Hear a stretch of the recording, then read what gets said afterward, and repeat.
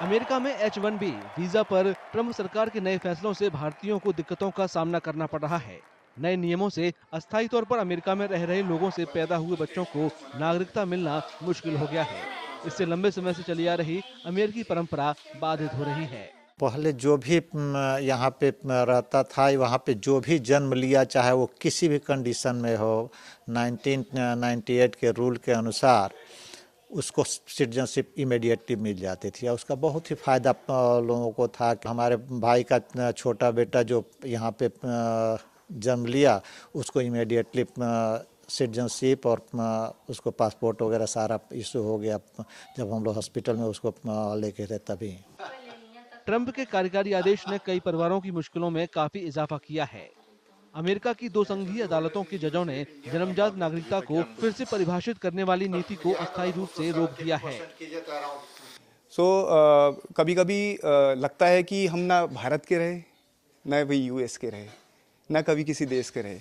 तो यही हम नहीं चाहते हैं कि यही हमारे बच्चों का भी हो, कि वो भारत से ना, उन्होंने जन्म लिया भारत में, सारे उनकी सब चीज़ें, इवन हम लोग उनको ट्राई कर रहे हैं हर चीज़ देने का यहाँ, बट ना वो भारत के रहेंगे ना यूएस के रहेंगे। तो फिर वो लिम्बो में रहेंगे और बीच में त्रिशंकु रहेंगे। तो एक पेरेंट को, जो जिस वजह से हम मिडिल एज जो पेरेंट्स हम यहाँ मूव करते हैं, तो उनके लिए बड़ा दुखदायी रहेगा। कानूनी विशेषज्ञ बताते हैं कि ट्रंप सरकार का कार्यकारी आदेश नवजात शिशुओं को H-1B वीजा देने से रोकता है। सबसे ज्यादा असर उन लोगों पे होगा जो यूएस में सिटीजन्स नहीं है, ठीक है। तो ये बर्थ राइट सिटीजनशिप का जो एग्जीक्यूटिव ऑर्डर जो निकला है, ठीक है, वो सबसे ज्यादा असर उन लोगों पे करता है जैसे जो यहाँ विजिटर वीजा पे हैं, यहाँ जो लोग H-1B पे हैं, L-1 वीजा पे हैं, ई वीजा पे हैं, ठीक है। अगर आपके पेरेंट्स में से कोई एक यूएस सिटीजन अगर नहीं है, ठीक है, तो उस हिसाब से उनके बच्चे जो यहाँ पैदा होंगे, जैसे H-1 के बच्चे जो यहाँ पैदा होंगे, उनको सिटीजनशिप नहीं मिलेगा। H-1B धारकों के लिए अमेरिकी नागरिकता मिलना बड़ी उम्मीद बनी हुई है। इनमें भारतीय समुदाय दूसरा सबसे बड़ा अप्रवासी समुदाय है। नए फैसलों के बाद इन लोगों को ग्रीन कार्ड के लिए लंबे समय तक इंतजार करना पड़ सकता है। हर कोई देश अपने सिटीजन्स या उनकी भलाई पहले देखेगा।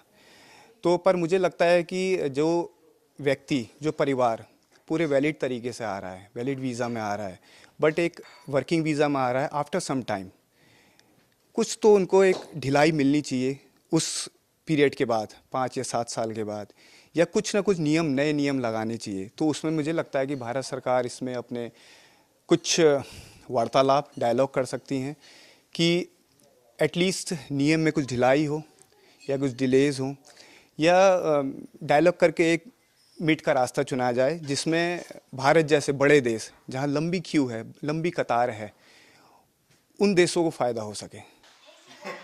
कई H-1B धारकों की चिंता अमेरिका में पैदा हुए उनके बच्चों के भविष्य को लेकर है।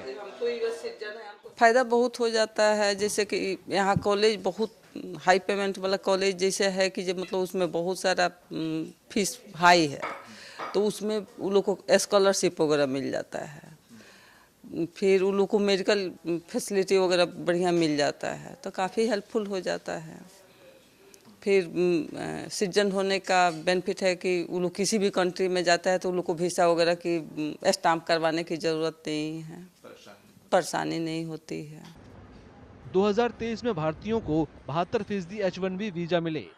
ये रोजगार आधारित ग्रीन कार्ड बैकलॉग का कुल 62% यानी 1.1 मिलियन था।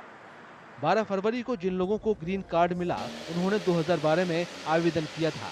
इससे आप अंदाजा लगा सकते हैं कि नए आवेदकों को कितना लंबा इंतजार करना पड़ेगा।